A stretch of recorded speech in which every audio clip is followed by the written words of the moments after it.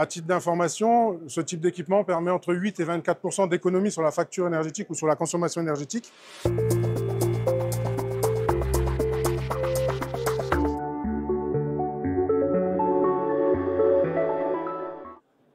Alors notre innovation, c'est un émetteur radio Linky un peu particulier, donc qui vient se connecter très simplement dans le compteur Linky. La principale innovation réside à ce qu'il est autonome en énergie, évidemment, puisqu'il est connecté au Linky, mais aussi en transmission d'informations.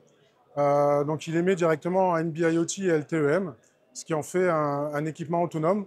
Et la deuxième innovation intégrée, c'est qu'en plus, il peut faire relais de pilotage, c'est-à-dire qu'on peut envoyer directement des consignes sur cet émetteur qui va relayer des consignes de charge au sein des bâtiments dans lesquels il est installé.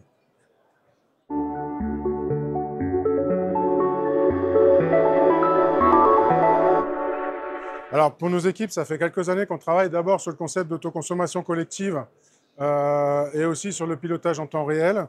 Et donc aujourd'hui, c'est un peu l'aboutissement, ou en tout cas une des phases de développement de notre société, où on sort de notre cercle de l'autoconsommation collective et où on veut aujourd'hui généraliser ce type de solution à l'ensemble du marché des smart grids, et pas uniquement dans notre niche autoconsommation collective.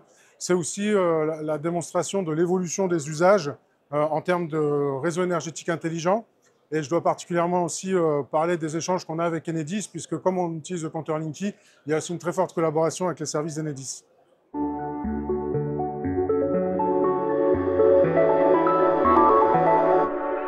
Alors aujourd'hui, on a déployé environ 200 IoT qui sont en fonctionnement, qui nous ont permis de roder notre système.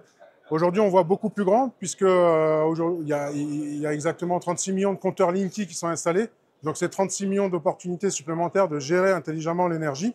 Et donc derrière, l'idée maintenant, c'est de trouver un partenaire industriel qui puisse nous aider à déployer à bien plus grande échelle que notre petite société pour pouvoir rendre des services au réseau. À titre d'information, ce type d'équipement permet entre 8 et 24 % d'économie sur la facture énergétique ou sur la consommation énergétique, ce qui représente pour la France sur une année 25 TWh d'énergie. 25 TWh d'énergie, c'est l'équivalent de la production de 130 km² de panneaux solaires. Et c'est ça qui pourrait être beaucoup mieux contrôlé pour faire à la fois des économies et passer plus facilement à la transition énergétique.